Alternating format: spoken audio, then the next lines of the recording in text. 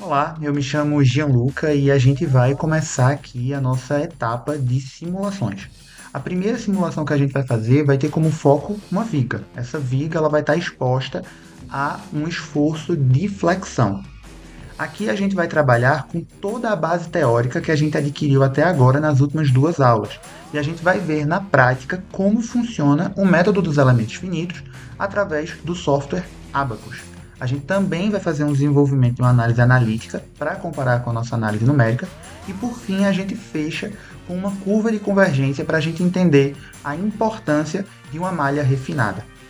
Inicialmente a gente vai começar tratando sobre as aplicações das vigas. É importante a gente ter essa base teórica no início para depois a gente associar com o resultado final. Porque eu não sei se vocês lembram, mas na nossa primeira aula a gente trabalhou com o método dos elementos finitos e explicou como a gente desenvolve isso no software.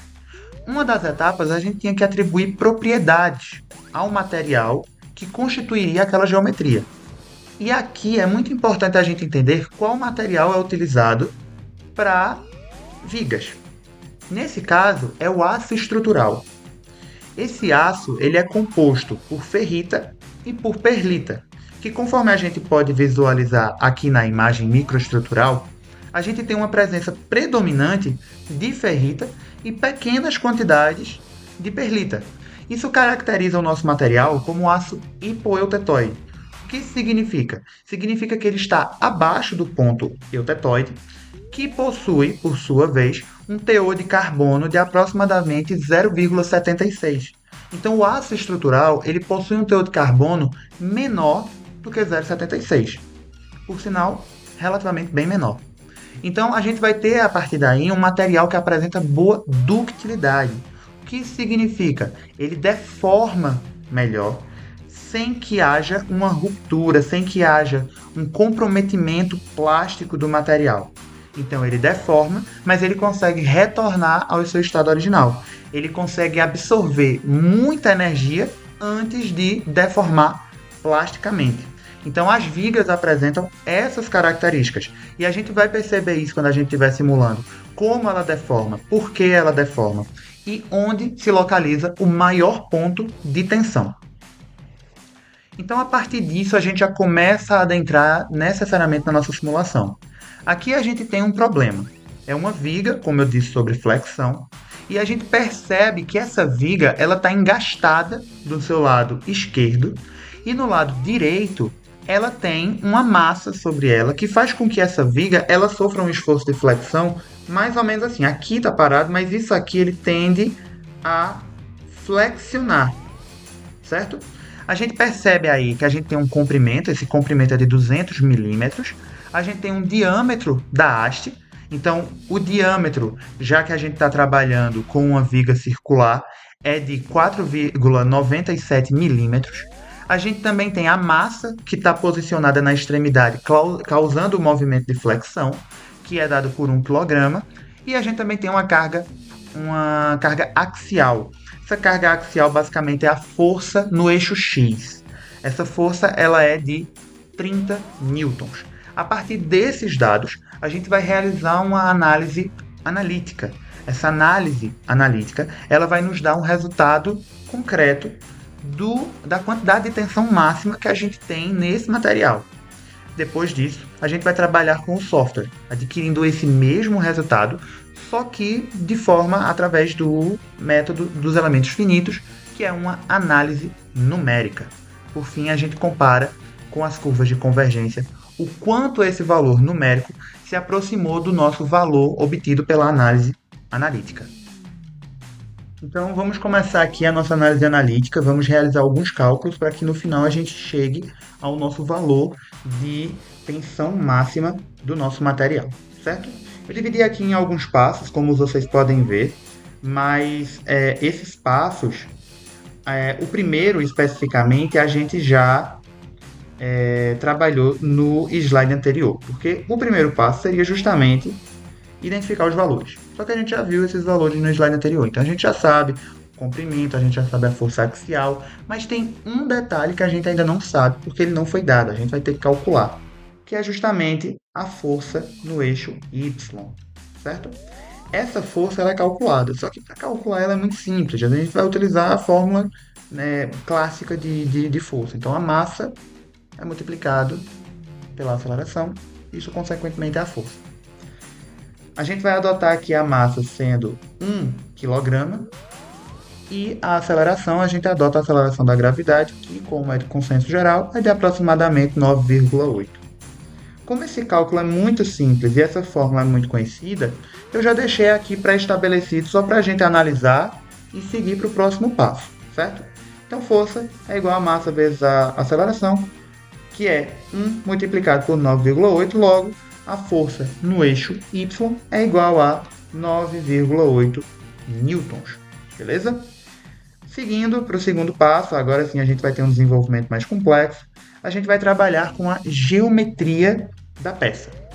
A geometria da peça, a gente sabe que é uma viga circular. Então a gente vai ter uma seção transversal circular. Para calcular a área do círculo, a gente tem πr ao quadrado. Só que aqui a gente não tem o r. Tese a gente tem, porque a gente sabe que o raio é a metade do, do diâmetro. Mas vamos trabalhar com os nossos valores. A gente vai substituir aqui na fórmula r sendo igual a d sobre 2. E a gente sabe que d sobre 2 elevado ao quadrado vai ser basicamente d ao quadrado sobre 4. Então, por isso, a gente chega no resultado dessa equação aqui, que a área é igual a π, que é uma constante, multiplicado por d ao quadrado dividido por 4, certo? Então, vamos lá, vamos desenvolver esse cálculo. Vamos lá. Então, a área é igual a π multiplicado pelo diâmetro. Esse diâmetro, a gente tem ele em milímetros. Então, vamos pegar ele em metros. Vamos transformar ele em metros. Então, em metros, ele vai ser 0,00497. Esse valor elevado ao quadrado. Dividido por 4. Então, por fim, a gente vai ter que a área é igual a 1,940 vezes 10 elevado a menos 5, como é a área aqui, né? Metros quadrados, certo? Então, a primeira informação necessária, a primeira seria o f de y, mas é um cálculo muito simples. Aqui a gente tem a área, então a gente já tem a força em y e a gente já tem a área da seção transversal, beleza? Então vamos seguir aqui para o próximo, que seria o módulo de resistência. A gente está caracterizando o módulo de resistência aqui pela letrinha W, certo? Então vamos calcular. O módulo de resistência, ele vai ser dado aqui na nossa equação também por uma manipulação matemática dado o momento de inércia, que seria justamente o momento de inércia era dado por πr elevado a quarta, dividido por 4. Então, por uma manipulação matemática, a gente acaba chegando nessa fórmula para essa questão específica de π multiplicado por d elevado ao cubo dividido por 32, certo? Então, vamos substituir os valores como a gente fez na área e vamos determinar aqui o nosso valor do módulo de resistência, certo? Bora lá. W é igual a π multiplicado pelo diâmetro, que a gente já sabe que é 0,00497 elevado ao cubo, dividido por 32. Portanto, o valor correspondente é de 1,205 multiplicado por 10 elevado a menos 8. Esse valor dado em metros cúbicos. Ok? Então, a gente já tem aqui 3 valores muito significativos. O f de y, a gente tem a área e a gente tem o módulo de resistência. Então, a partir disso, a gente já pode seguir para o próximo passo. O próximo passo seria justamente calcular esforços no engaste. Aqui a gente vai calcular basicamente o momento fletor máximo, que a gente está representando por esse M e o máximo aqui, certo? É um cálculo muito simples também, vai ser dado por um produto. Produto entre a força em Y e o comprimento. Então vamos lá, vamos substituir os valores e calcular. Para isso, a gente vai ter o seguinte. A gente vai ter aqui M máximo igual a 9,8, que é justamente o valor da força em Y, multiplicado por 0,2. Aqui o comprimento ele já está sendo colocado em metros, não em milímetros. Ok? Portanto, esse valor ele vai ser correspondente a 1,962 newtons metros, certo? Newtons multiplicados por metros, já que são as duas unidades que a gente tem sendo multiplicadas. Beleza. Seguindo aqui, a gente vai calcular as tensões individuais. Então, a partir das tensões individuais, a gente vai ter a tensão máxima. Olha lá. A gente vai calcular dois tipos de tensões aqui, tá? A gente vai calcular a tensão axial e a tensão de flexão. A tensão axial, a gente vai calcular conforme a gente calcula qualquer tipo de tensão. A fórmula de tensão, né, que a gente sabe, é força sobre área. Então, a gente vai aplicar justamente isso aqui na nossa equação. Vamos substituir os valores. Então, a gente vai ter que a tensão é igual à força. A força axial ela é de 30 newtons. E a área, a gente já sabe, que é de 1,940 vezes 10 elevado a menos 5, certo? Fazendo essa divisão aqui, a gente vai chegar a um valor aproximado de 1,55 MPa. E aí agora a gente vai fazer o de flexão. A tensão de flexão. A tensão de flexão ela vai ser dada justamente pelo valor que a gente encontrou aqui no momento fletor máximo e pelo módulo de resistência. Então esses dois valores, né, um dividido pelo outro, vai ser justamente o valor da tensão de flexão. Vamos lá calcular qual que é ela. A gente vai ter aqui o valor correspondente a 1,962 dividido por 1,205 multiplicado por 10 elevado a menos 8, que vai dar aproximadamente 162,82 megapascal. Então a gente já consegue perceber uma diferença discrepante entre a tensão axial e a tensão de flexão. Uma diferença muito grande. E a partir disso, né, já que a gente tem aqui os dois tipos de tensões presentes no nosso exemplo, a gente pode chegar à conclusão final, que é a tensão máxima, certo? A tensão máxima ela vai ser dada pela soma da tensão de flexão e a tensão axial. Então, é só a gente somar as duas. A tensão máxima ela vai ser igual à tensão de flexão, que a gente sabe que é 172,82 megapascal, somado com a tensão axial, que é de 1,55 MPa. Portanto, a tensão máxima ela vai ser igual a 172,82 164,37 MPa.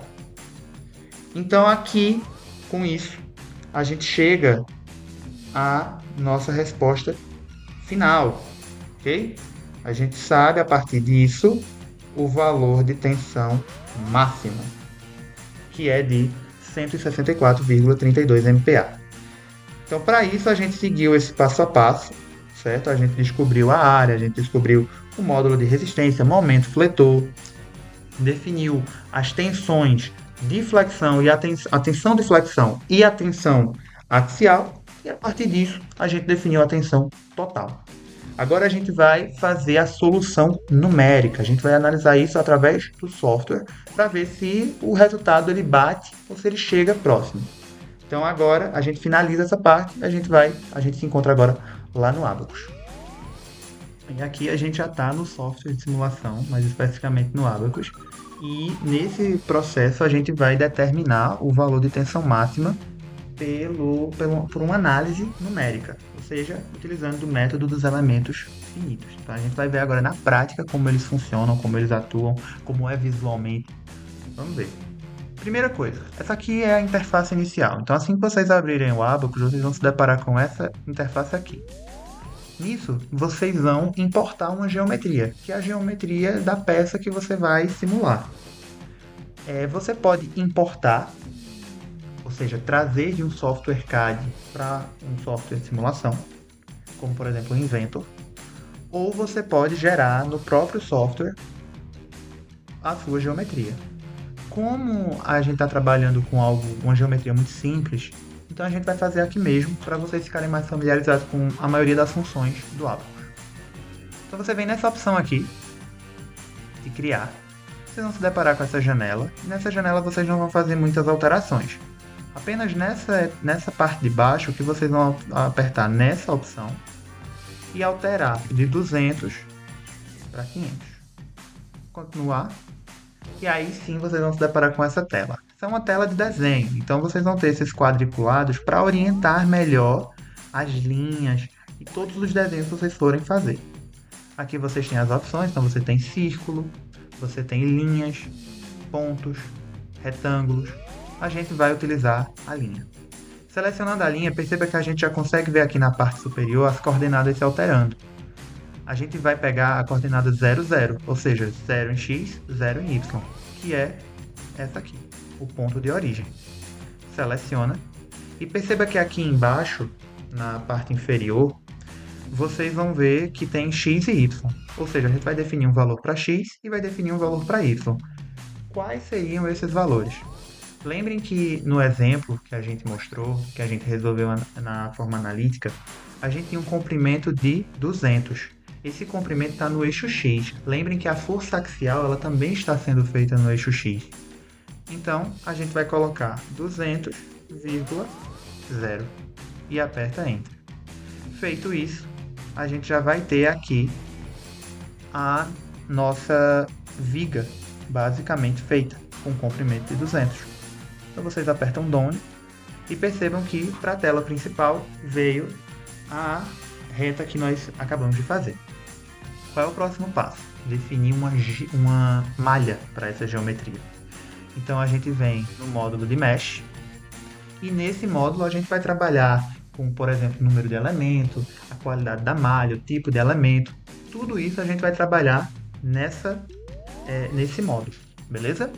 Feito isso, a gente vem aqui em Set Edges e nessa opção a gente vai selecionar a nossa linha. Aperta Done e a partir disso a gente vai definir o número de elementos. Percebam que aqui ele já padronizou como 20, vamos trabalhar com 20. Esse número é fixo? Não. Você pode alternar esse número e a depender de quanto for ele, você vai ter um resultado mais aproximado do analítico ou mais distante do analítico, que é justamente isso que a gente vai analisar quando nós formos para a parte de linha de curva de convergência, certo? Então aqui a gente deixa o 20 mesmo, depois a gente trabalha com isso, aplica e perceba que a linha ela já foi marcada por alguns pontos. Então significa que a gente está no caminho certo. Coloca OK, Done, está feito. Depois disso vocês vêm aqui em Mesh, Element Type, e percebam que nessa etapa vocês não vão mudar muita coisa. Caso bin não esteja marcado, vocês marcam bin. Além disso, nada aqui é alterado. Então pode colocar OK. Certo. Feito isso, feito essas duas coisinhas, vocês vão para a próxima etapa, que é, de fato, atribuir a geometria à peça. Então vocês apertam nessa opção aqui, ele vai pedir para você confirmar se você quer, de fato, malhar isso aqui com aquelas características que você colocou antes. Você coloca que sim. E se tiver ficado azul como ficou azul aqui, você pode ter certeza de que a sua peça, a sua geometria agora está malhada. Feito isso, a gente vai para um outro módulo, a gente vai para o módulo seguinte, em que a gente vai apertar nesse botãozinho aqui de criar uma instância. Perceba que a nossa seta ela já voltou. Aqui a gente não mexe em nada. Aperta aplicar, OK. Pronto. E aqui a gente já vai ter a nossa instância feita. Nessa etapa a gente não altera mais em nada. A gente agora vem para propriedades. E em propriedades a gente vai trabalhar com algo muito importante que a gente discutiu na primeira aula. Na primeira aula eu falei que um material ele pode possuir diversas propriedades. E é de fato isso que vai acontecer aqui. Então a gente vai criar um material, atribuir propriedades a esse material e posteriormente atribuir o material à nossa geometria. Então vamos ver como é que se faz isso. Criar material. Aqui vai pedir para você dar um nome. Como eu falei anteriormente, as vigas elas são feitas de aço estrutural. Então a gente pode colocar steel. Mecânico, elasticidade, elástico. E aqui você vai ter que definir duas informações necessárias. O módulo de elasticidade e o coeficiente de poação. São valores fixos, já que a gente está trabalhando com aço. Você pode colocar 210.000 e você pode colocar 0,3 de coeficiente de poação. Aperta OK. E percebam que aqui a linha ela ainda está da mesma cor, ela está branca. Mas, então, no caso, isso significa que o material ele ainda não foi incluso a geometria. Então, para isso, o que é que você tem que fazer antes? Criar uma seção. Então, você vem em Create Section. Perceba que aqui a gente pode até colocar um nome. Seção viga. E aqui em categoria, perceba que está em Solid, mas na verdade ele deve estar em Bin. Então você altera para Bin. Aqui também está marcado Bin, continuar. E aí abre essa janela. Nessa janela você vem em Profile Name. Profile Name você vem nessa caixinha aqui, seleciona ela. E perceba que aqui você vai ter alguns tipos diferentes, entre eles circular. Selecione circular, continuar. E aí a gente vai ter que adicionar o raio da circunferência da seção transversal dessa viga. A gente sabe que o diâmetro dele é de 4,97. Então o raio vai ser de 2,485. Aqui a gente utiliza ponto para não dar problema. Então, quando for utilizar uma vírgula, substitui por um ponto. Coloca OK. Perceba que aqui houve algumas alterações. Está tudo certo. Material Name, garanta que esteja o material que você acabou de criar. Aqui está, Steel. OK. Feito isso, você vem nessa terceira opção.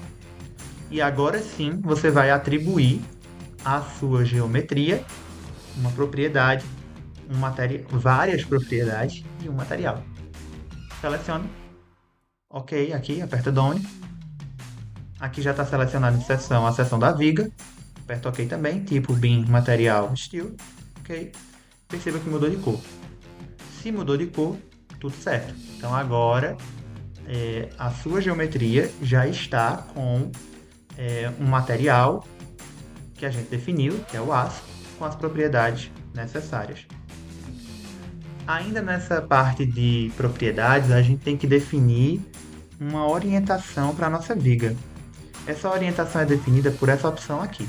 Então você aperta nela, seleciona a sua viga, aperta Done e perceba que ele já vai dar uma orientação prévia. E é justamente essa que a gente vai usar mesmo.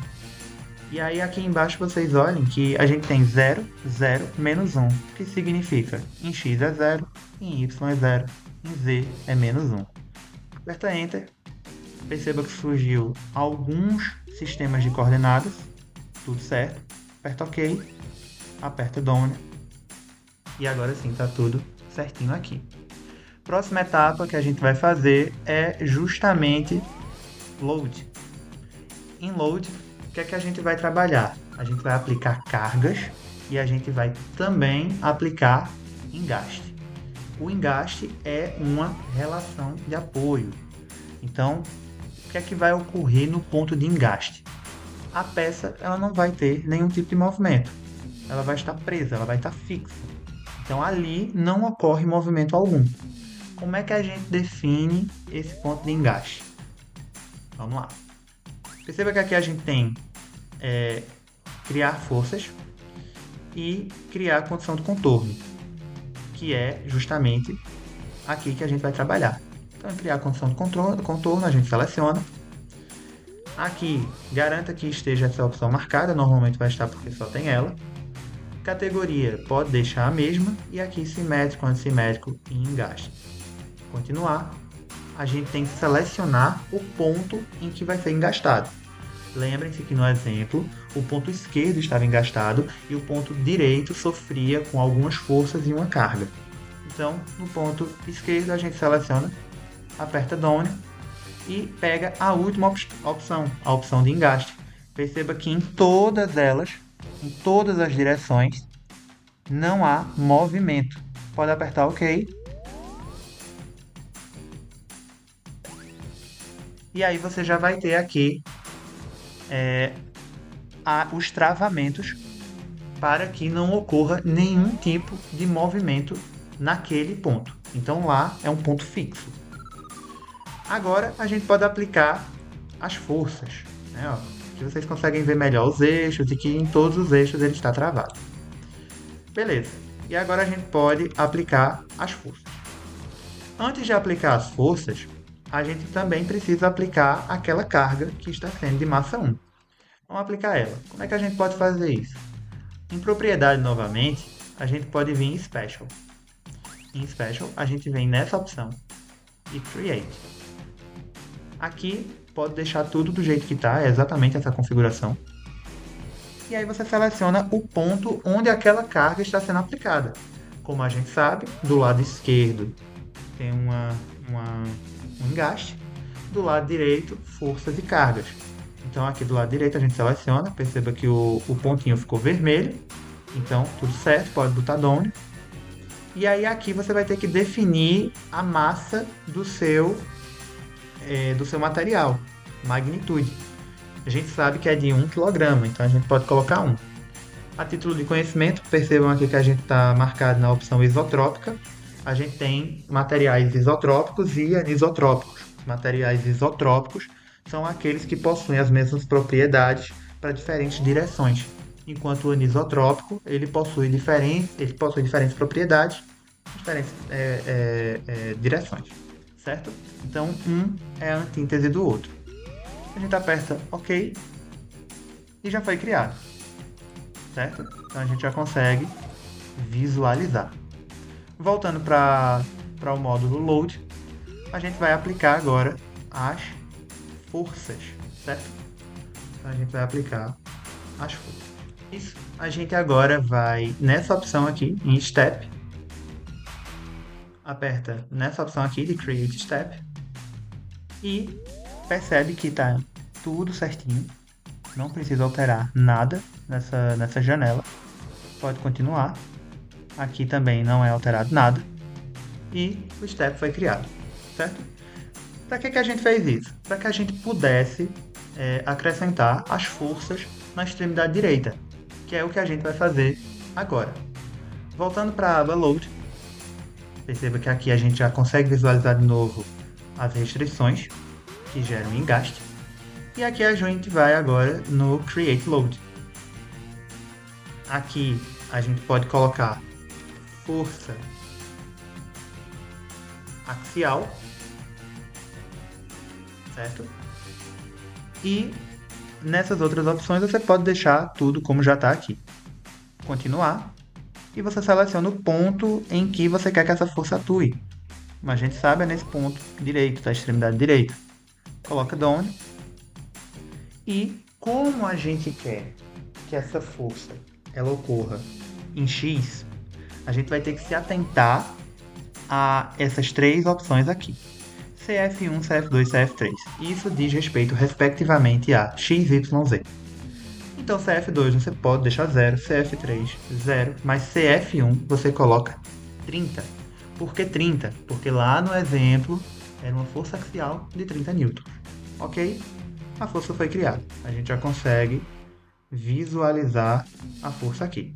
Certo? Próxima coisa que a gente tem que fazer é criar a força no eixo Y. Então, mesmo processo. Create Load. Aqui a gente pode colocar Force Y. Continuar. Seleciona o mesmo ponto. Down.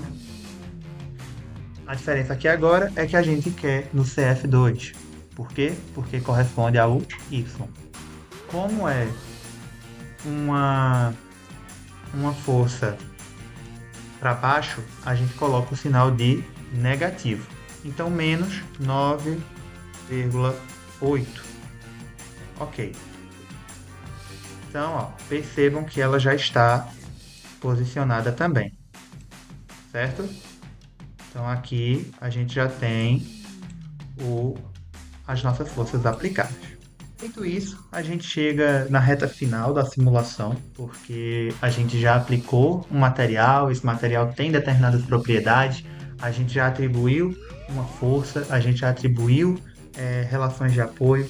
Então, a gente já tem o contexto completo do nosso problema para realizar a simulação e ver o resultado numérico e comparar, consequentemente, com o analítico. Então, vamos lá, como é que a gente faz isso? Primeira coisa é mudar o módulo de load para Job. Aqui, vocês vão apertar em Create Job, vai ter um nome, vocês colocam continuar, ok, vem nessa opção, e percebam que aqui a gente vai ter os jobs que você for criando. Nesse caso é o que a gente acabou de criar, e você vem submeter, ou seja, você vai submeter todo esse contexto, todo esse sistema que você criou a uma simulação. Então vamos submeter. Aperte em OK e o software está trabalhando. Você pode monitorar isso nessa etapa aqui, em que você vai acompanhar procedimentos. Se ocorrer algum erro, vai ser justamente nessa etapa que você vê, nesse monitor aqui, na parte de erros. E aqui a nossa simulação foi completa, correu tudo bem, não tivemos nenhum erro. A gente já pode visualizar. Você vem aqui em resultados e perceba que já está aqui. Uma questão aqui já veio, mas pode ser que quando você esteja fazendo a simulação e você for ver os resultados, você veja apenas a linha como a gente estava trabalhando. Para você alterar para o sólido em si, você vem em View, aperta nessa opção, e aqui embaixo você deixa essa caixinha marcada. Se eu tirar ela, vira só a linha. Se eu deixar ela marcada, vira o sólido. Certo? E aí, para você visualizar o comportamento, você aperta nessa opção de baixo, e você vai ver o material deformar, certo? E vai ver também o distribuidor de tensões. Percebam que o maior concentrador de tensão está localizado justamente na extremidade de engaste. Então, na extremidade em que o material está fixo, ocorre um maior concentrador de tensão, enquanto na outra extremidade onde as cargas estão sendo aplicadas é o local de menor tensão acumulada. Vamos ver isso, esse comportamento em animação. Aqui a gente pode alterar a velocidade, vamos deixar aqui um pouquinho baixo para a gente ver essa propagação de tensões. Aperta OK e aperta nessa opção aqui. Feito isso, a gente consegue visualizar direitinho a propagação de tensões, beleza? Como é que a gente pode ler isso? Aqui a gente vai ter esse espectro de cores, como já foi explicado também em aulas anteriores, o vermelho é o ponto de maior tensão, então a gente percebe que aqui o software consta como ponto de maior tensão 152 megapascal. Isso tem uma certa diferença com o que a gente calculou, mas como é que a gente consegue se aproximar disso? É o que a gente vai discutir justamente na parte de curva de convergência. Então vamos voltar para o slide e debater essa questão. Então aqui voltando para o nosso slide, para fechar nossa aula, a gente vai fazer uma análise da curva de convergência. Como eu falei anteriormente, o valor de tensão máxima ele pode variar numa análise numérica, a depender, por exemplo, da quantidade de elementos que você coloca. Se você tem uma grande quantidade de elementos, você tem um maior número de nós. Se você tem elementos menores, você tem também, consequentemente, uma quantidade de elementos maiores e uma quantidade de nós maiores também. E aí aqui eu trouxe duas curvas de convergência. Uma em relação à tensão máxima, que é dada em MPa, e uma curva de convergência relacionada à margem de erro, certo? Então, a curva de convergência em relação à tensão máxima, perceba o seguinte, perceba que quando eu tenho um número de nós de aproximadamente 2, eu vou ter uma tensão de 120. Lembrem-se de que a nossa tensão calculada por análise analítica foi de 164, aproximadamente 164. Então, 120 é um valor, de certa forma, discrepante. Quando eu aumento isso, por exemplo, para aproximadamente uns 11 números de nós, a gente já tem um resultado bem mais próximo. A gente tem um resultado ali na casa, mais ou menos uns 152, podemos dizer assim. Quando a gente está com 22 nós, a gente tem quase chegando a 160. E aqui, com 50 nós, a gente já tem uma aproximação muito grande para aquilo que a gente precisa. Certo? Já tem ali basicamente uns 159, 160, muito próximo do valor calculado. E aí, em relação à curva de convergência de margem de erro, a gente percebe que quando a gente tem um número de nós muito grande, a gente tem um erro menor em relação, comparando a tensão máxima calculada da tensão máxima dada pelo método dos elementos finitos. Então aqui, com um número de nós equivalente a 50, um pouco mais de 50, a gente tem um erro abaixo de 5%, muito pouco. Enquanto com um número de nós relativamente de 2, a gente tem aqui uma margem de erro muito alta de mais de 25%. Então percebam que existe uma importância muito grande no refino da malha. Quanto mais refinada a malha for, mais próximo do resultado analítico o resultado por análise numérica vai chegar. E assim a gente fecha a nossa aula. Essa foi a nossa primeira simulação. A gente ainda tem várias outras para fazer. Espero que você tenha gostado, espero que você tenha aprendido e que tenha fortalecido o seu conhecimento. Nos vemos na próxima aula.